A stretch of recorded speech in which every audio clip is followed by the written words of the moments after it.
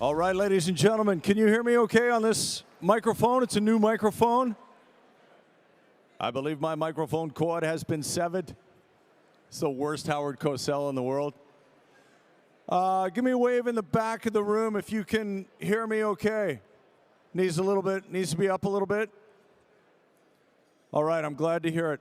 All right, everybody, we'll get a chance to network in just a moment, but I want you guys to hear from some of these brilliant young entrepreneurs that we have here from JABC. Hearing from some of the young entrepreneurs earlier made me feel very optimistic about the future of business in this province, and I hope you do as well. We're going to keep the momentum going here and hear from a few more future business leaders and entrepreneurs. They're all senior executives of their student-run companies, which they developed while taking part in JABC's flagship entrepreneurship program, JA Company Program. This is going to be really fun. They were nominated by their mentors for demonstrating exceptional leadership, business acumen, and growth during their tenures, and were selected to receive a $2,500 scholarship and this unique speaking opportunity, which I've tried to convince them is not that serious and just an informal conversation, but we'll see how it goes. I try to tell them I'm just as nervous as they are. Please welcome, if you would, Johanna Chow, Isabella, and raise your hand so we know which one you are. Johanna Chow, Isabella Jin, Judy Kim, and David Lam.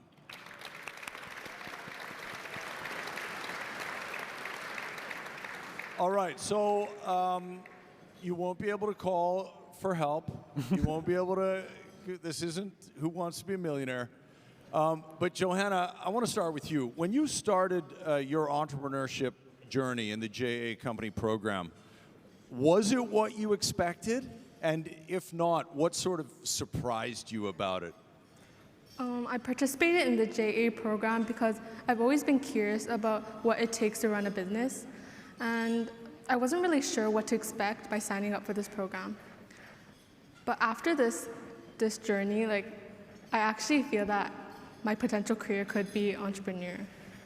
And the thought of creating my own enterprise before seemed like just a distant ambition. Little did I know that the program could change that perception. From marketing to development to sales, I learned about teamwork, creativity, and networking. And these are all skills that I will continue to develop in my future. Those are all amazing skills, and I think they're translatable no matter whether it's entrepreneurship, starting a business, being in a meeting, in any endeavor in your life, you are picking up skills, I think, that are going to make you successful. David, I'll ask you the same question. What surprised you most during your time in the program? Thank you for the question, Chris. I'd definitely say the biggest surprise to me would be how realistic and thorough the program was. I was initially introduced to this program by a teacher at my school, and at first, I wasn't expecting too much. I knew I'd gain a lot of valuable experience, but I didn't think I'd learn this much about myself and grow myself as a leader. Meet so many great people, both online, here with me on stage, and people in the crowd as well. And as well as, I guess the biggest thing would be the ins and outs of running a business and how that worked. So I'd say the biggest surprise to me, Chris, would be how real this experience has been for me and how much I've learned from it. Realistic and I wonder, because there are a lot of executives in this room, I'm sure, who have had to fire people. Did you ever have to let anybody go? Have you experienced that yet, David? No, but I don't want to. Thankfully. Well, that's good. You have a very successful company that just keeps hiring and hiring. That's what we want. All right, Isabella and Judy, what would you say your biggest challenge was as a leader of your student company? Isabella, why don't we start with you? So I would say the biggest challenge I faced as a leader of a student company would probably be persevering and staying motivated during times of slow progress. Feelings of doubt and uncertainty were bound to arise, and they tended to discourage my team and I quite easily. This made it hard to progress, especially when it came time to obtain materials and begin the production process. But I was able to overcome these challenges by staying true to our company values and goals and also maintaining a positive outlook. That all sounds amazing. But did you really just want to lose it sometimes and just scream? Yeah, it got a bit frustrating sometimes, but yeah. Screaming, ask anybody in the room, screaming sometimes helps. Does in the news business anyway. Judy, how about you? What would you say the biggest challenge was when you were running your company? So our company's biggest challenge was the lack of communication. We were making an app which was a video game, and we have some people who are interested in programming. So I thought they are doing their job well, and then we are going okay with the progress. However, when I began to ask each person what they have done and which part they are done, most of them said they could not understand the instructions, so that we realized that we did not much progress on time, and we are delayed with our progress. So yeah, not a good, it's pretty pleasure experience, and then because we know like it's important to have a good communication. Yep. Yes, that's true. Clear expectations and communication among workers is obviously a very powerful lesson. And I guess when you're talking about running a business, whether it's a small one, a student-led one, or a very, very big corporation, no matter whether you have years of experience or almost no experience, there are lessons that you learn along the way. So maybe, Johanna, I'll start with you. What lessons did you learn, and how will you apply those lessons as you continue with your company?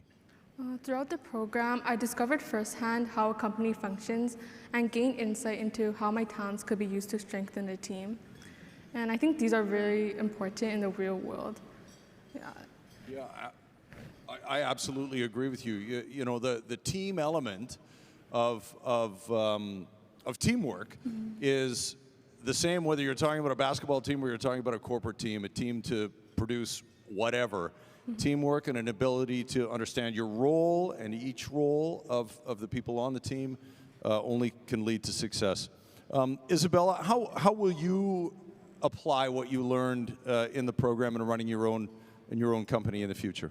So first off, I do aspire to pursue a career in business in the future, and being a part of a student company, I was able to learn about many important aspects of business and how to effectively use my leadership and entrepreneurship skills, all of which will come very handy in the future as I'll be able to comfortably take leadership positions in the business world. But things are obviously not always that serious, so I learned that in our company, we were able to have fun developing and running it. So this taught me that in the future, no matter what I decide to do, it should be something that I truly enjoy doing and can continue learning new things from. I think you might be a fun boss. Maybe I'll work for you one day. If this broadcasting thing doesn't work out, I'll send you my resume. A last question, I guess, to David and Judy here. What would you have done differently? Knowing now, I guess, what you didn't when this started, how would you have approached it differently if you had the benefit of hindsight? I'd say the biggest thing for me would be like probably the delegation of roles within my company and like the overall organization of it. My company had a little bit of a slow start, and I think it's because of my lack of understanding of my team's individual talents and strengths. And it wasn't until the very end of very last month, and where my team began to really shine. And if I had the chance to redo everything, it'd be understanding and delegating roles of my company and making every month as or even more productive than the last one. That's ambitious. You know, growth and constant improvement is a lofty goal, but a good one for a young entrepreneur for sure. Judy, what would you say you'd do differently if you were starting over again? How would you incorporate that lesson?